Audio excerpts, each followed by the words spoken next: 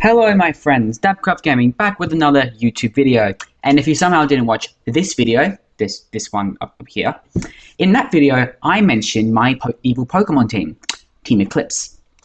I asked you guys if you wanted to see a video about Team Eclipse, and you said yes. So here we are. In this video, I will be telling the story of Team Eclipse, from their humble beginnings to inevitably becoming the Pokemon world's biggest threat out of all evil teams. Note the quotation marks around the word threat. If you guys enjoy this video, be sure to like and subscribe to the channel because me and my good friend Ducky Boy Gaming are currently in a sub war. Whoever has the most subscribers by 2025 gets bragging rights, obviously, and a 2-liter bottle of soda, which must be bought by the loser. And as of recording this, he's currently winning, so please subscribe so we can beat him. But without further ado, let us begin with the story of Team Eclipse and their leader, who is hiding right in front of the people. Oh, and before I forget, if anyone asks, I thought of Team Eclipse before I knew Brick Bronze existed. And also Brick Bronze doesn't exist anymore, so who cares? Our story starts in December 2019, and it takes place where most stories begin, in the Kanto region's Pallet Town, where, at the time, was home to a young boy, and his real name was, well, I can't really tell you guys that, so we'll just call him by the name he gave himself later. Aurora. Now, Aurora loved our planet. He loved the clean air, he loved the good weather, he loved the delicious food, and most of all, he loved the Pokemon. Back to the air and weather. As you all should know, climate change exists. And as you can probably imagine, Aurora didn't like that. But since his parents worked in businesses that were trying to solve climate change, he could relax knowing people were working on solving climate change. So he was confused when his mother told him that, we want to solve climate change, we just don't know where to start. He pondered about this for a few days, wondering why they didn't know how to solve climate change. And for some reason, this confusion turned into bitterness. Adults couldn't figure out how to solve climate change, so he just have to do it himself. Now, Aurora was smart. Smarter than most people his age. He could figure out how to solve climate change, and after a few weeks of hard research, he made a breakthrough. Now, let me ask you something. What has the most control over the various factors of the Pokemon world? That's right, the Pokemon themselves. Most Pokemon have ties to nature, including the ones that will become extremely relevant later on, the legendary, mythical, and Ultra Beast Pokemon. The Ultra Beast here because they're somewhat like lizards, but anyway. Aurora discovered that these Pokemon possessed some kind of energy, unique only to them, a power which he believed could morph the planet into an ideal paradise for people and Pokemon alike. There was just one problem though. All of those research unfortunately stated that it wasn't possible. No method born on this planet could harness the power of those Pokemon. Aurora couldn't sleep the next night. He did all that research, and for nothing in the end. No. This was an answer he couldn't accept. The fate of the planet was too great for him to take no for an answer, so he got out of bed and tried to look at his research in a different way. Suddenly, there was a flash of bright green energy from his window. Surprised, he looked outside and spotted something falling towards the planet. A small green comet. It silently landed within the perimeter of his backyard, leaving no permanent damage. Ecstatic, he almost ran downstairs and outside, but he realized if he did that, his parents would probably wake up and he'd have some explaining to do. So he crept downstairs and outside, and what he found shocked him to his core. Literally. Hidden in a patch of grass, well, it was doing a very bad job of hiding what with a glowing silver, but that's besides the point. Hidden in a patch of grass was a spherical object about this big, and it glowed bright green. Aurora, mesmerized by the Green core? wanted to get a closer look. So he picked up The green core. Side note, I wouldn't recommend touching strange objects that are falling from space. You don't know what it could be capable of. As he was holding it, he realized something.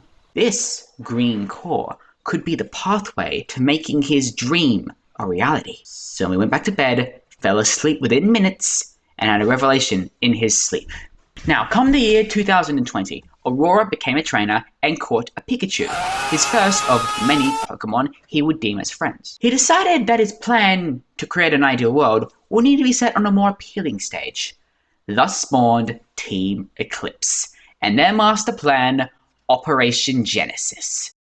He started off slow, casually mentioning his plan to anyone who would listen, which he was doing in between beating the gyms, meeting Team Rocket, who he didn't really respect because they didn't have high goals, and who he would inevitably disband because Kanto plot reasons. So, he had a plan. He would recruit people for his team, capture all the legendaries and mythicals of the Kanto region, and find an ideal place for his first HQ.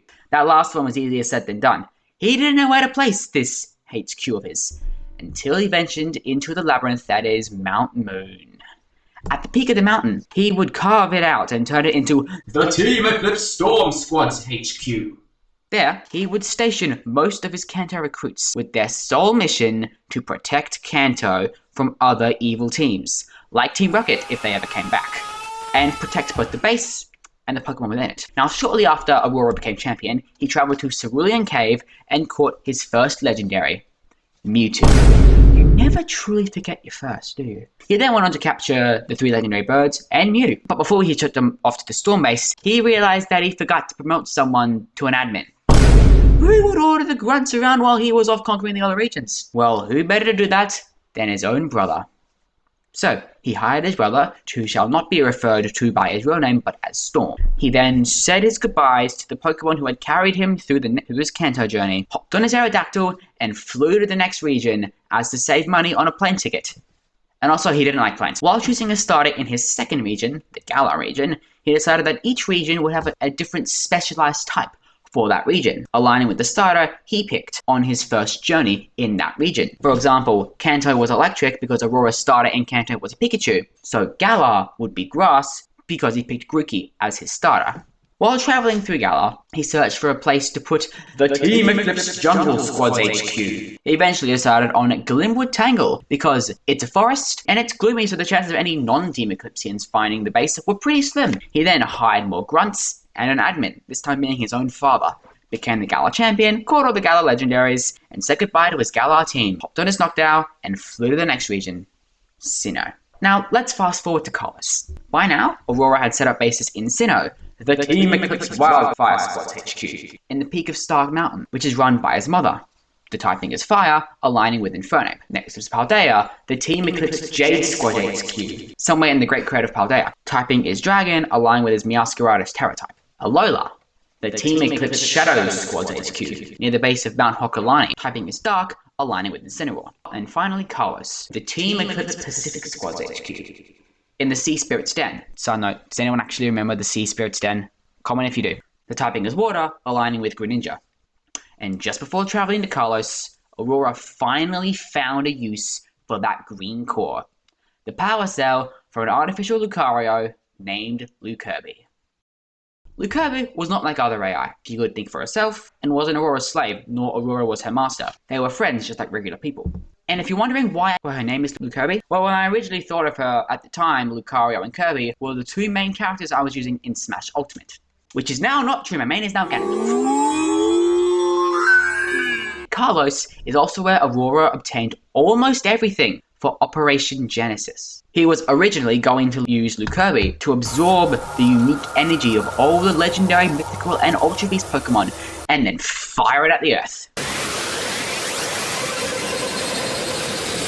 But no! It had to be done with a legitimate flesh and blood, fighting in steel Lucario, not the artificial titanium and energy electric and fairy one that he made. And as luck may have it, he was given a Lucario by Miss Karina, and it being able to Mega Evolve was a nice touch.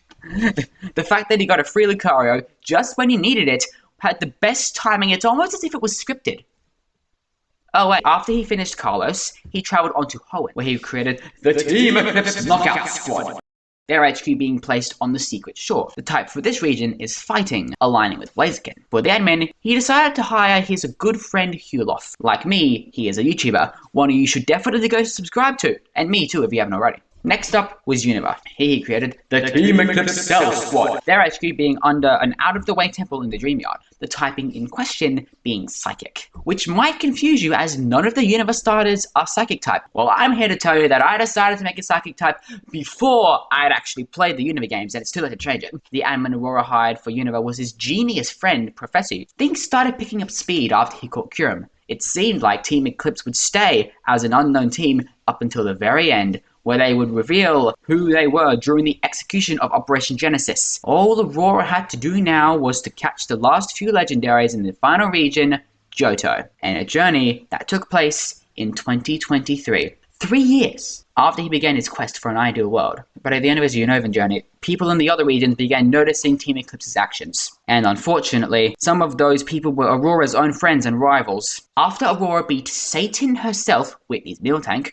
he got a text from all his admins. His friends had been planning to storm the bases and try to defeat the legendaries. This was bad for Aurora's plan. He didn't like it, but he had to do something. So, he put his Johto conquest on hold and flew back to the other regions, one by one. And in each one, he went on the base storm with his friends, and once they got to the admin's office, they found photos of the Team Eclipse leader.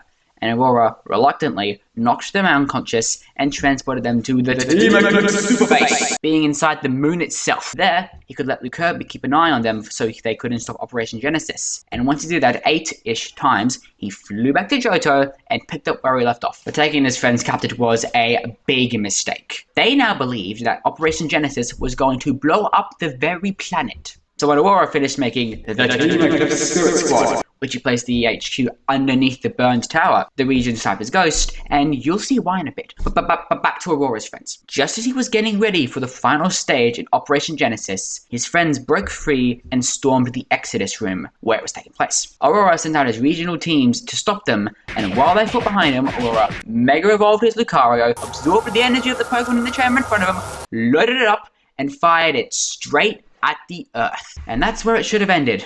That's where it was meant to finish, if it hadn't been for one singular Muck Punch, which was cleverly aimed at Lucario. That attack made him lose control of the energy ball. The Pokemon in the chamber absorbed the energy, making them lose their minds. They destroyed the super base and almost ruined the Earth of life. But it wasn't until after they had captured all of Aurora's friends, Arceus almost obliterated them with a full-powered Judgment attack. But no, Aurora, finally putting his friends before the planet, jumped in front of the attack, and when it was over, the Pokemon went back to normal, and the Earth was saved. But sadly, the full-power Judgment attack that was meant for Aurora's friends decimated Aurora instead. At least, that's what it looked like. Instead of his physical body being wiped, most of his memories got wiped, and he was sent back in time to ancient Sinnoh, where he made friends with a Cyndaquil. And that Cyndaquil is why the Team Eclipse Spirit Squad's typing is Ghost. And Aurora sits in the past to this day. Thank you guys so much for watching this video. I hope you enjoyed learning about the lore behind Team Eclipse. The story actually aligns with the post-game of my Fakemon region, the Aurora region. But that's another video. If you guys want to see that video, be sure to let me know down in the comments section. Don't forget to like and subscribe so we can beat Ducky Boy Gaming in the sub war. And maybe while you're at it, you could possibly follow me on Instagram. I'd really appreciate it. But that is all we have time for. So until next time, don't forget to like, subscribe, do other things. I'm Dabcraft Gaming. You guys are legends. I'll be seeing you in the next video. Have a great day, everybody.